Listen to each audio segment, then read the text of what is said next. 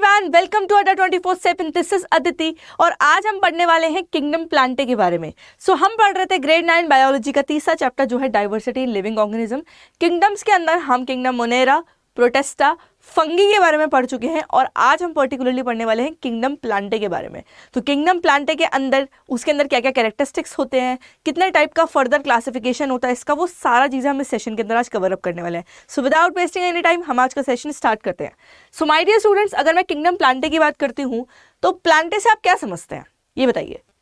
Plants आते होंगे इसके अंदर और प्लांट्स के बारे में हम क्या क्या जानते हैं अब तक, ठीक है। जितना भी मैंने आपको सेल्स के अंदर पढ़ाया थोड़ा सा वो भी रिमाइंड करते हुए चलना है। सेल टिश्यू के अंदर अपन ने पढ़ा है। अगर मैं प्लांट की बात करती हूँ तो प्लांट सेल एक तरीके की यूकैरियोटिक सेल होती है, ठीक है। यूकैरियोटिक से मतलब इनके पास एक वेल डिफाइंड न्यूक्लियस प्रेजेंट होता है surrounded by a nuclear membrane. दूसरा इनके पास क्या होती है, सेल वॉल होती है, ठीक है। बड़ा सा वैक्यूल होता है जो कि अराउंड 50 to 90% स्पेस इनके अंदर ऑक्यूपाई कर लेता है, ठीक है। सो प्लाज्मा मेम्ब्रेन के बाहर इनके पास एक वॉल होती है जिसको अपन सेल वॉल बोलते हैं, ठीक है। जनरली ये कैसे होते हैं, ये होते हैं आपके ऑटोट्रोपिक, ये अपना खाना खुद बना देते हैं। विद दैट इनके पास एक ग्रीन कलर पिगमेंट होता है जिसको अपन बोलते हैं chlorophyll, and because of this chlorophyll they are able to make their own food, ये भी हम जानते हैं।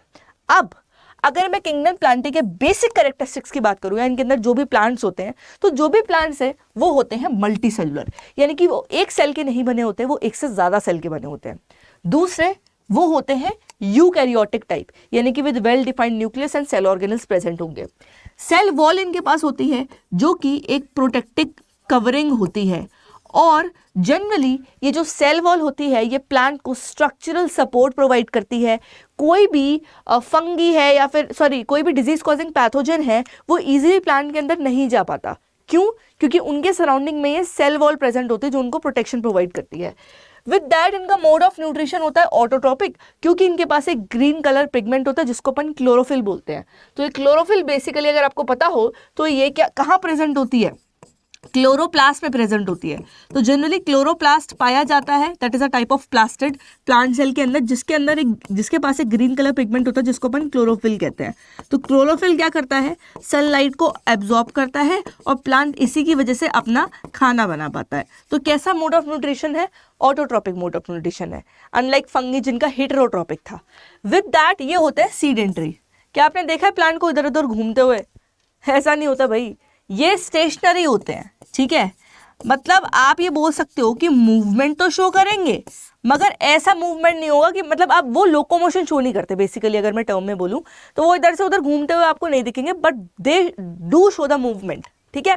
विद दैट जो प्लांट होते हैं इनके जो भी टिश्यूज एसोसिएटेड होते हैं या फिर जो भी टिश्यूज एक प्लांट बना रहे होंगे ये उस प्लांट को इरेक्ट रखते हैं। मतलब आपने अगर प्लांट को देखा है तो आपने क्या ऑब्जर्व किया होगा, अपराइट होता है ना वो, तो जो भी टिश्यू होता है उसको अपराइट करने में हेल्प करता है। विद दैट क्योंकि वो तो स्टेशनरी होता है, अनलाइक हमारे अंदर जो टिश्यूज होते हैं वो हमें लोकोमोशन मूवमेंट में हेल्प करते हैं, बट प्लांट के अंदर जो भी टिश्यूज है ना उसको अपराइट रखना, सपोर्ट प्रोवाइड करना, क्योंकि वो तो सीडेंटरी होता है। तो जो भी टिश्यूज एसोसिएटेड होते हैं वो ये काम करते हैं। विद दैट एग्जाम्पल आप कुछ भी ले लो यार, you have this tendril, mango tree, papaya, strawberry tree, ठीक है। तो कुछ भी आप ले सकते हो, प्लांट के अंदर सब कुछ आता है, ठीक है, जो भी प्लांट्स है। तो ये इनके बेसिक कैरेक्टरिस्टिक्स है। अब आप आओ इनके थोड़ा क्लासिफिकेशन पे। डरना नहीं है, बड़ा प्यारा सा एक फ्लो चार्ट है जिसके अंदर मैंने बहुत सारी चीज़ें इंक्लूड करी हैं। तो बस 5 मिनट के लिए मुझे ध्यान से सुनते जाना, मैं सब ऑन टिप्स करवा दूंगी। दूसरा 11th में ग्रंथ पढ़ने वाले उसके बारे में अभी से कंसेप्ट क्लियर करते चलो, ठीक है, इससे रिलेटेड।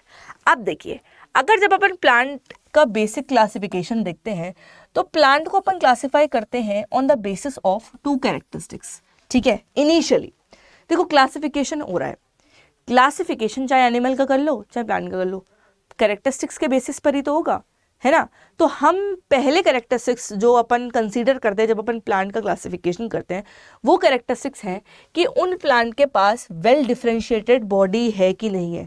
यानी कि वेल डिफरेंशिएटेड बॉडी से अपन क्या समझते हैं कि इनके पास जो प्लांट बॉडी है वो रूट, स्टेम और लीव्स इनमें डिफरेंशिएटेड है कि नहीं है। अगर है तो भैया उसके अंदर आपके आ जाते हैं क्लास जिसको अपन बोलते हैं ब्रायोफाइटा। अगर तो नहीं है well differentiated body, root stem leaves ये सब आपको विजिबल नहीं होंगे। देखो वेल डिफरेंशिएटेड बॉडी ये है, ठीक है, आपको स्टेम भी विजिबल है, रूट्स भी होंगे पक्का, लीव्स तो है ही है, ठीक है, ब्रांचेस लीव्स हैं। मगर अगर आप इसके अंदर देखोगे ना, क्या बोलते हैं पहली वाली क्लास बाइफर्केशन के अंदर, तो इनके अंदर क्या है, they do not have the well differentiated body. अब आप देखो ये थैलोफाइटा है, आपको कहीं भी इस इमेज के अंदर जो मैंने एनिमेशन लगा रखा है इसमें आपको क्या दिख रहा है कि भैया कोई वेल डिफरेंशिएटेड बॉडी प्रेजेंट है, ठीक है, प्लांट बॉडी प्रेजेंट है, ऐसा नहीं है। तो इनके पास कोई वेल डिफरेंशिएटेड प्लांट बॉडी नहीं होती, जिससे अपन ये समझते हैं कि clearly distinct root stem leaves इसमें विजिबल नहीं होंगी। फिर क्या है, जिनके पास है उनको अपन ने फर्दर और क्लासिफाई कर दिया। कैसे करा, एक वो जिनके पास वैस्कुलर टिश्यू होते हैं, वैस्कुलर टिश्यू, वैस्कुलर बंडल जो टेरेस्ट्रियल या फिर लैंड प्लांट पे पाए जाते हैं, जिनको अपन क्या बोलते हैं, जाइलम और फ्लोएम। और जाइलम और फ्लोएम का क्या काम है, जाइलम करता है आपका वाटर एंड मिनरल्स को कैरी, फ्लोएम क्या करता है बच्चों, फ्लोएम आपका फूड का ट्रांसपोर्ट करवाता है। तो पहले क्या है, विद वैस्कुलर टिश्यू, यानी कि जिनके पास जाइलम फ्लोएम प्रेजेंट होगा। दूसरे क्या है, विदाउट द वैस्कुलर टिश्यू, ठीक है।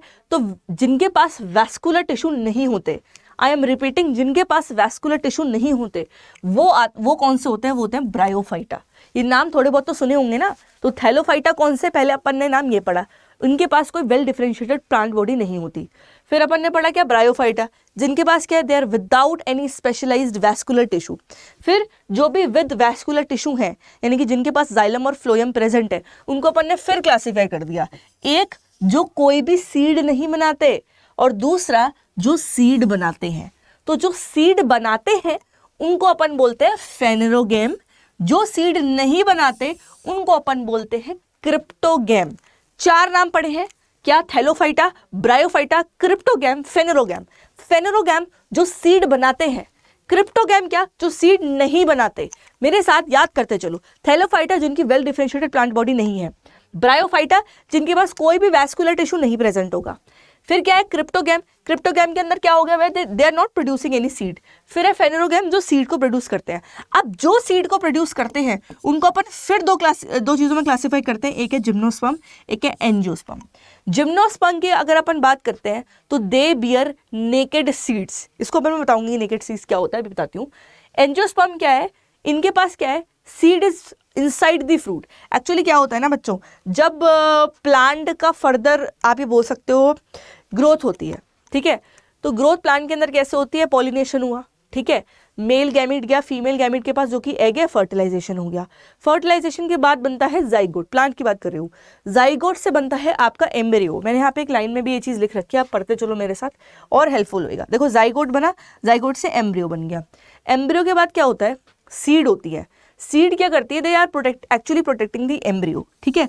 फिर ये सीड्स फर्दर, जिसके अंदर एम्ब्रियो है आपका, फर्टिलाइजेशन हुआ, जाइगोट बना, जाइगोट डिवाइड करा, एम्ब्रियो बना।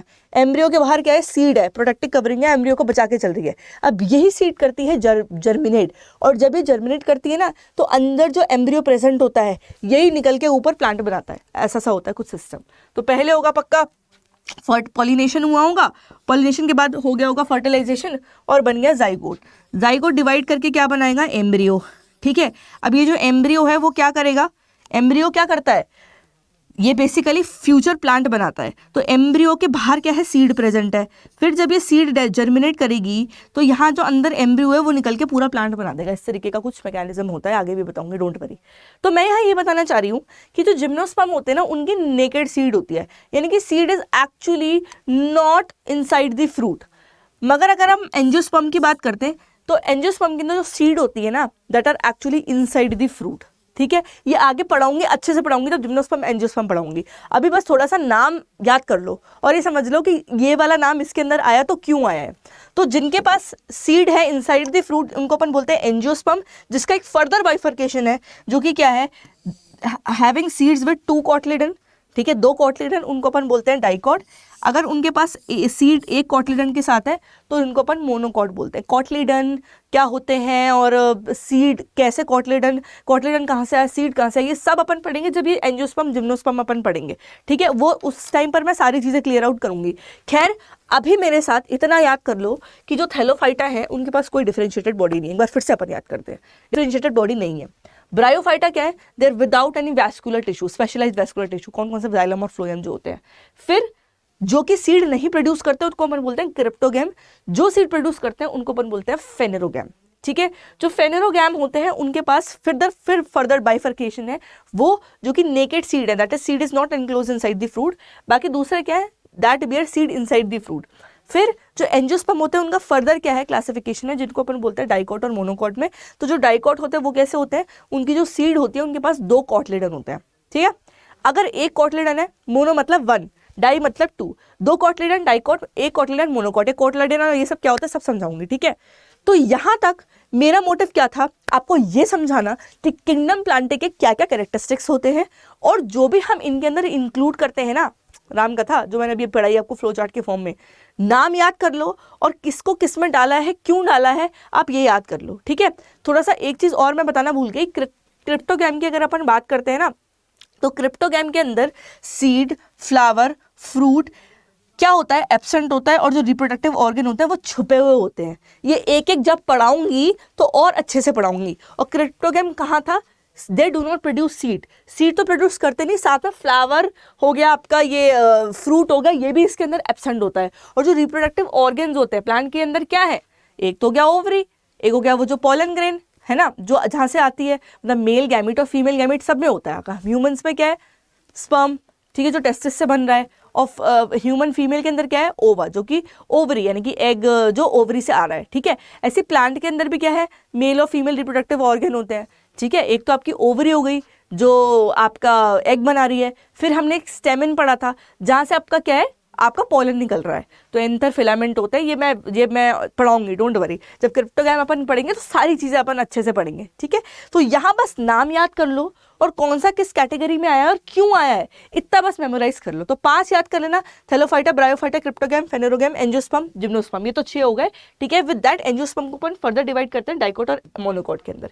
इतना बस मेरे साथ अभी याद कर लो, बाकी जब एक एक जब अपन पढ़ेंगे ना तो बहुत ज़बरदस्त तरीके से पढ़ने वाले, बहुत मजा आएगा।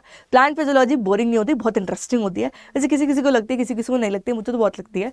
ठीक है, तो सेशंस बहुत इंटरेस्टिंग होंगे और उम्मीद है आज का लेक्चर भी समझ में आया होगा। सो अच्छा लगा हो तो लाइक करें, शेयर करें, कमेंट करके मुझे ज़रूर बताएं, और मैं आपसे मिलती हूँ अपने नेक्स्ट वीडियो में।